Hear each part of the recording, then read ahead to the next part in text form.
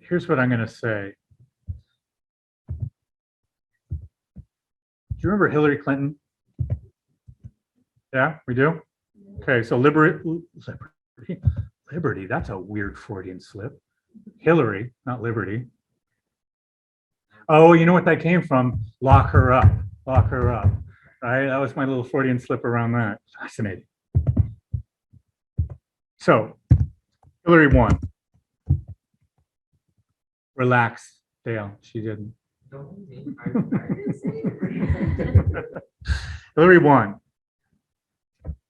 And she won at a time when Donald Trump actually won, when we were at full employment. Now, Donald Trump followed policies that were neoclassical in this sense. He followed policies of lowering business taxes and big business regulations. In other words, moving AS out, right? And what did that yield? Even more growth and less inflation, right?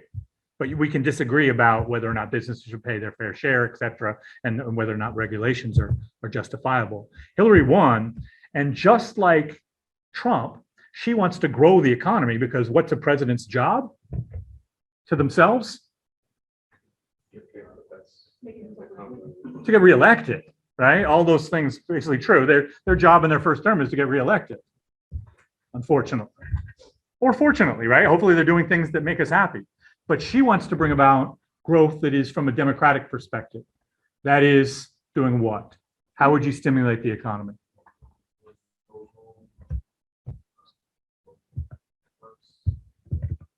What letter? So yes, but what letter? Government spending. Government won, or Hillary won, and government spending increases. To make this kind of perverse, what she decides to do is build $20 billion worth of statues of herself around the country. Okay, so Hillary statues nationwide. Now, beyond the chaos that would create in some communities, tearing them down, and beyond maybe the positive effect of some women looking at a female president and feeling more empowered, beyond those things, is this something that's going to create a lot of productivity in our nation? Is that going to make people work harder, more efficient, if they're the giant Hillary Clinton statues? Yeah, so those, but in the long run, I don't know if you've ever seen, this is a good example here.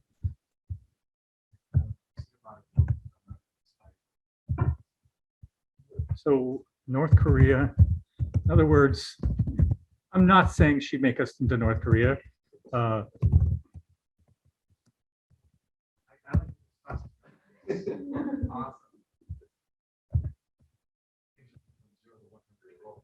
Did I change a word? Stat. Help me, I'm dyslexic. Yes, thank you.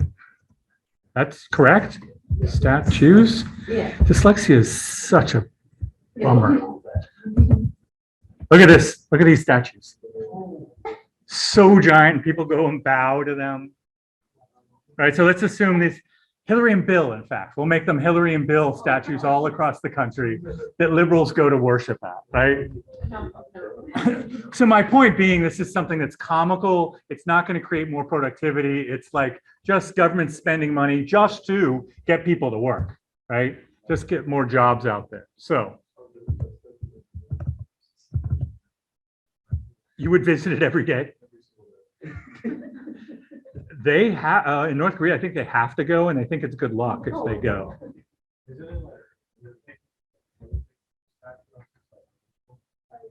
I've heard that. Yeah. I mean, he's the glorious leader. He was born from a daisy in the mountains above northern North Korea, and somehow a daisy miraculously created the great ruler. So he is revered like a god. And that's how totalitarian systems work, that this leader is somehow endowed with this amazing power, when in fact, we're all pretty sure he's just a human. But that's how those systems work. What's that? What happens to what? Flip him off? Oh, yeah, you're not going to be seen. You're not going to be seen ever again. Okay, so what happens if G increases?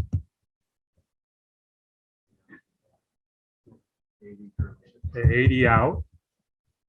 Let's draw that, see what happens.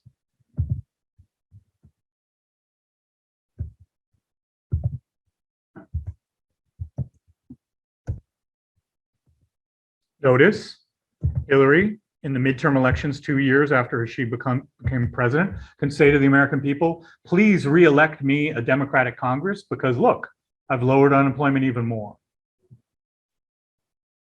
But do you see a downside? Yeah.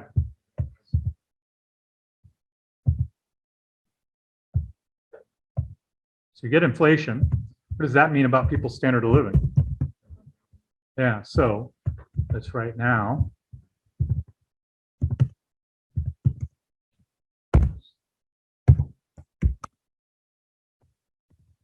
Price level lower standards of living.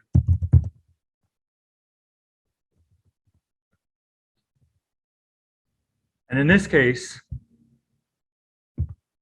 this doesn't need to be a requirement. It's not a requirement for this particular application of the model. The assumptions are still there. And so we are rational. We also don't suffer from money illusion. Money illusion is not you imagining money.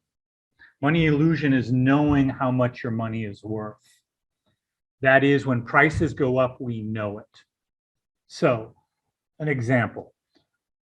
I've been teaching for years and I make a good salary. When I go to the grocery store, I buy the food that I want to eat. And I go home. I don't check my receipts. When I fill up my tank, I'm not really looking at how much it costs. Sorry, you'll be this one day, okay? Don't look, I can see the resentment on your faces. One day you'll be in the same seat. And so to some extent, I think I suffer from money illusion. That is, when prices go up. Oh, they did? Does that make some sense? Oh. It didn't like that. It resented that comment as well.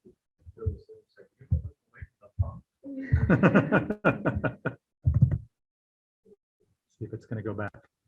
Now, do you suffer from money illusion? Depends on what you're buying. Beautiful fact. Thank you. So in this case, in reality, many Americans suffer from money illusion. When prices go up or down, people don't notice it for a while. Now, when prices are going up by 8.5%, is there anybody not noticing right now? No, but if there's a change by 2%, a lot of people do suffer from money illusion. But this is assuming that if either the prices drop or rise, we're all really aware of it. Why? Because we're gathering all available information and we're acting upon it. And so in this case, if all of us have to deal with higher prices, have lower standards of living, and there's still unions, what are we all going to demand? Yeah, exactly. So here, in this case, workers universally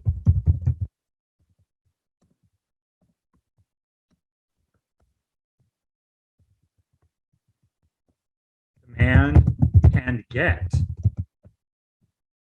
wage increases. That seem reasonable?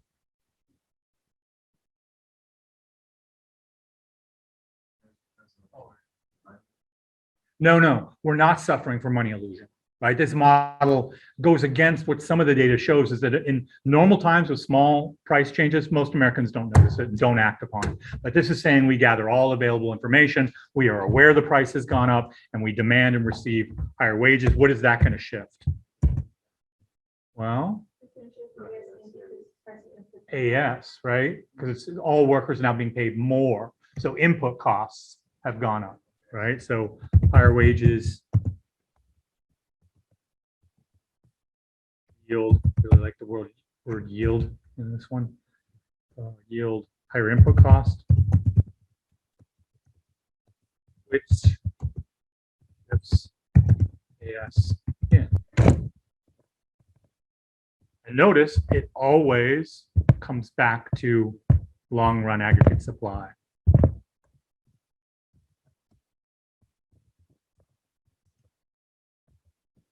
And then notice in the long run what the only outcome is.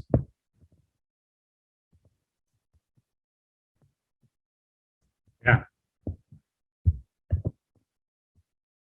When Joe Biden inherited this economy, and I often say presidents get too much praise and too much blame, but he did put through another $2 trillion stimulus package. We were somewhere near full employment when he came into office. And so what did that do? That increased aggregate demand. And what did people demand with the higher prices? Higher wages. We've seen wages increase like we've never seen in this country for decades. This scenario right here is kind of what we just went through. Because that money was going to fight illness, right? Now, was that making us more productive? Certainly, but it was making us more productive. So think of this. Pre-COVID, here's our level of productivity. Then we get sick. What happens to productivity? It goes down. All that money just made us go back to that previous level, right? None of that spending really made us a more productive nation. And so indeed, what that led to, so what is this called? Let's see if I can draw it the way I like drawing it. This movement up like this, you don't have to draw it like that if you'd like. We call this a wage price spiral. Because, and I'll come back to your question, Dale, we see that inflation and we still got a liberal in charge. And the liberals' ego is getting even bigger, so she wants even bigger statutes. And so bigger statutes means what? More government spending. So notice, even higher price levels, don't draw this. Higher price levels cause people's standard of living to go down, so they demand higher wages. What does AS do? Shifts in. So it's just ever going up because the liberal spending is not creating more productivity. Yeah. Is it also a wage price spiral for the previous graph, but going down? Yeah, we never use it in that sense.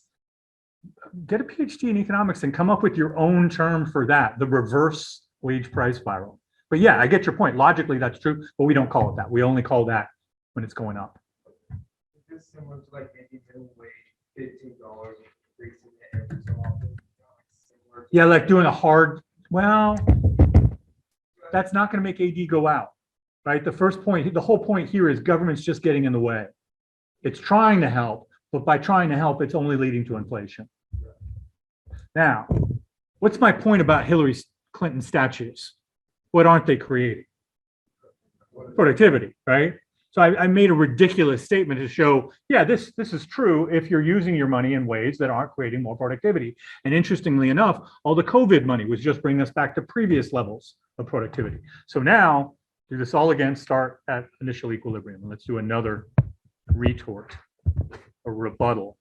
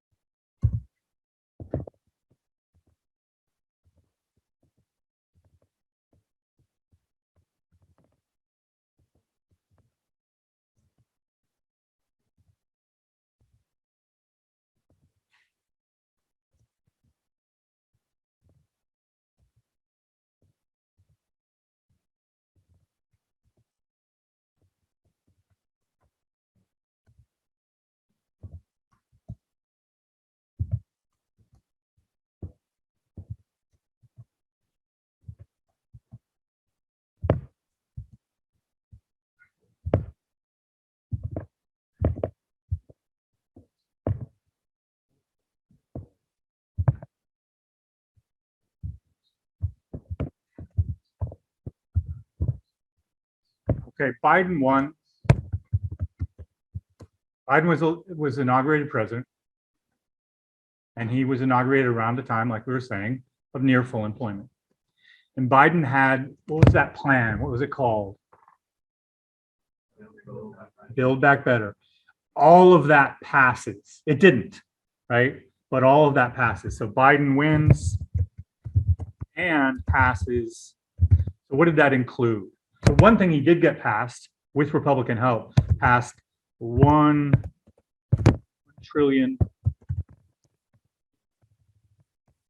infrastructure spending.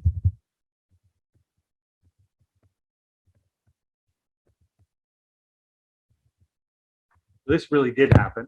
What is that? If you're going to have bridges that are safer, roads that are smoother, airports that have more capacity, seaports that have more capacity, what does that create? Yeah, more efficiency. Okay. Furthermore, Build Back Better included, do you remember any of the things in there? Yeah, that was part of it, but there were other things. Do you recall? Yeah. You remember any of them? I know it really struck you. Can't remember the name of it. Okay, so among some of the things he talked about there were more support, more money, I'll just say, more money for families with children.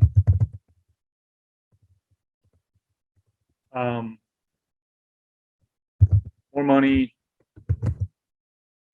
green technology, and rolling it out. Now I'm trying to blank on some of those things. It's been so long, it hasn't gotten it through. Boom.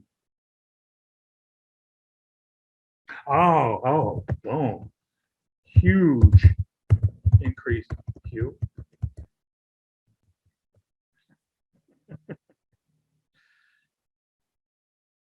Huge increases in early childhood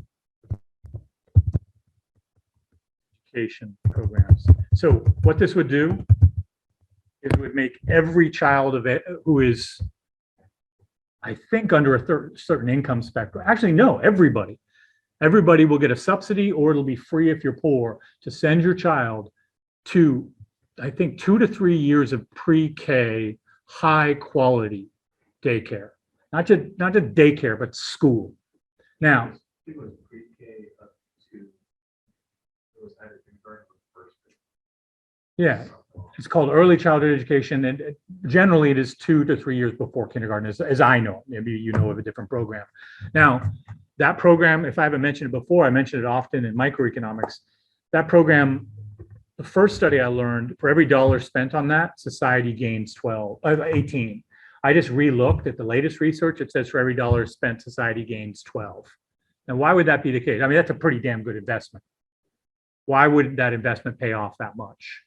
What's happening to these children, especially from poor families, maybe broken families, maybe dysfunctional families? I'm not saying all poor families are dysfunctional, but I do know that growing up in poverty is a trauma to people, and they need some stability in their lives. And often growing up in poverty means some instability, as my childhood kind of reflected. So what's early childhood education going to give them? Yeah, safe, structured environment away from home, educational focus, so that they what?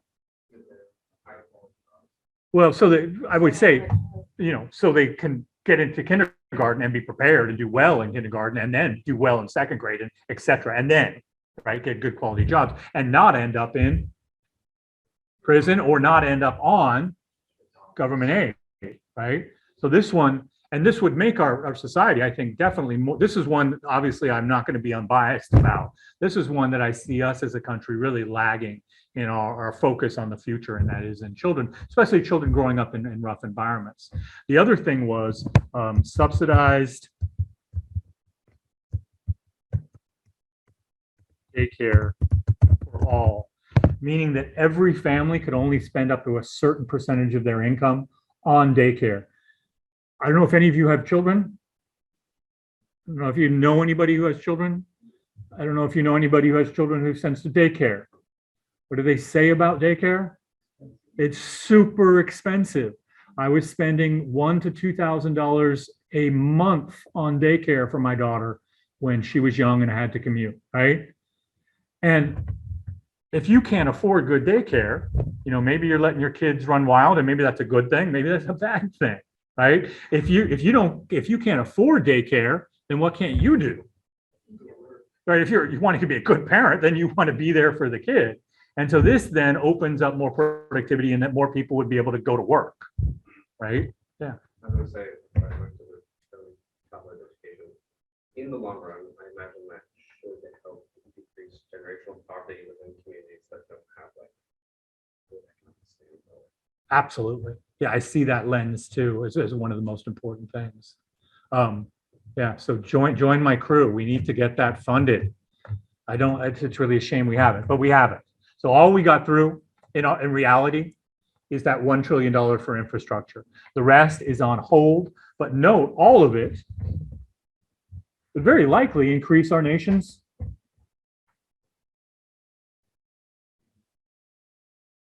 kids are smarter, more people can go to work, kids are more stable, so they can do better in school. Productivity, right? Let me hold up. Increases in healthcare access too. You can see why conservatives feel like Democrats just want another program. But note, conservatives, that these programs are built around not only these ideas of equity, but about creating a more productive society in the future, right? So notice the juxtaposition. This isn't Hillary statues, right? These are programs that over time can make us a more productive nation. Does it mean higher taxes? Probably, right? Now, notice what happens here. So all of this is going to be a big jump in AD. So let's stick to this model here. AD shifts out because of what? Yeah, all these are government spending. And then notice we get this boost in GDP.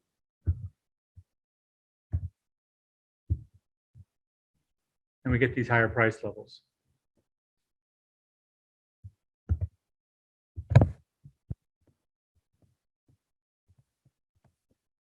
Now, infrastructure building, all this research for green technology and getting it out there, early childhood education, all these things, are they going to create more productive citizens in society tomorrow? Right? You could build, let's say you could build this Hillary Clinton statues, maybe, if she rounds everybody up into work camps to make it more like North Korea. I actually voted for her. So my bashing, I think, is allowed. Kind of like if I'm Polish, I can tell a Polish joke. So here, notice all of this here takes time. So this model still holds. This model still holds in that. So let's write these down to be really clear here.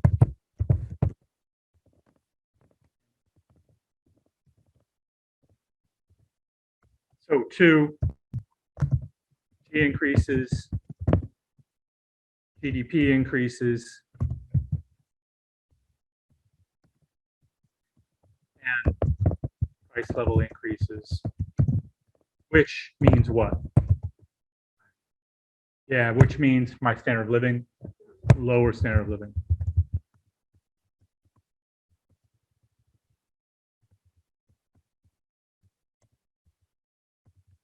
And so workers are going to, workers demand it. So higher wages, demanded and received, equals higher input costs, right? And AS does what? Right.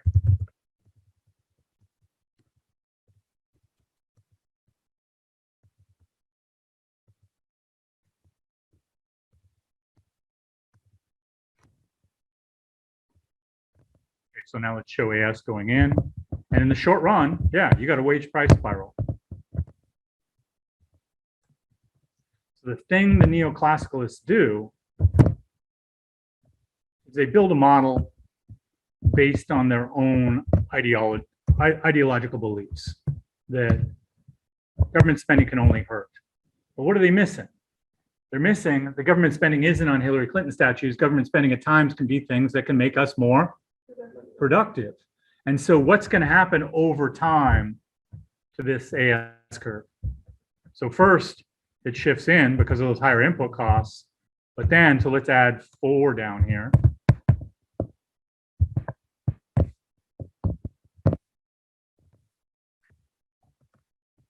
In the long run, these programs, and even conservatives, can you get on board that these programs could very well increase productivity? Okay. These programs, sorry.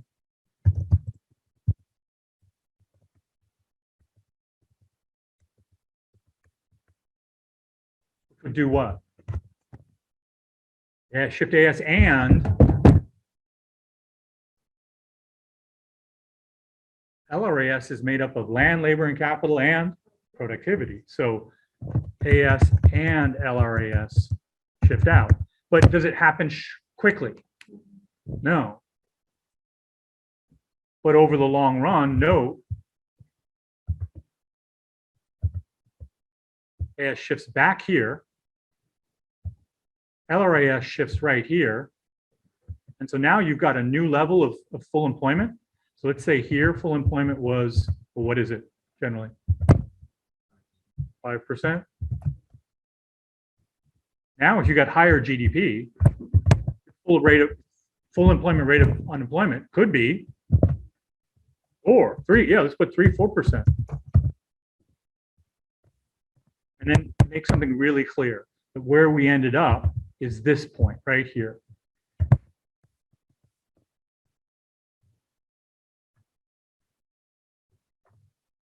What's the positive? What do you see that's positive here?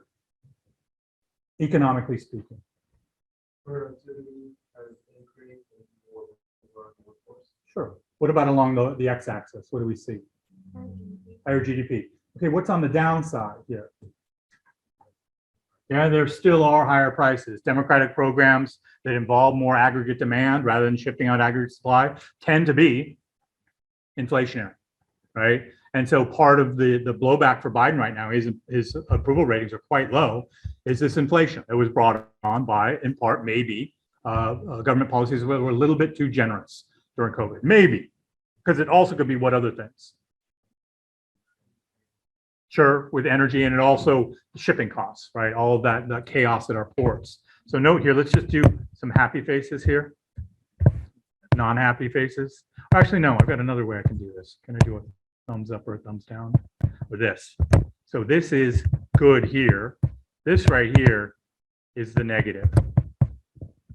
Maybe do happy or frowny faces, or I'm doing here a check mark meaning good. We're making some progress there, but we're having to pay the price of a little high inflation. Now, there's this old thing in economics that I never teach, but I'll discuss right now. There's no such thing as a free lunch.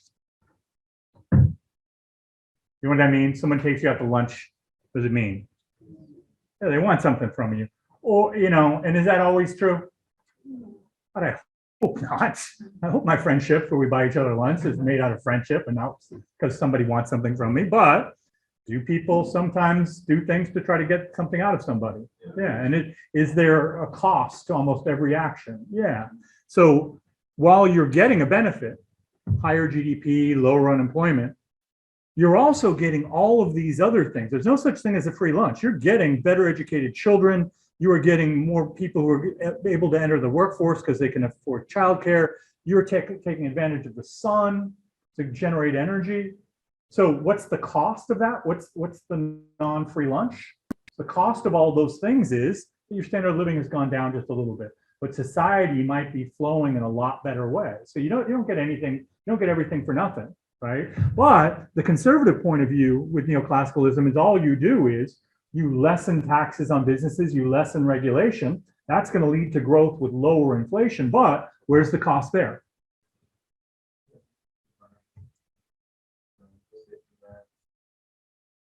Okay, so you have these societal, environmental costs to that kind of growth.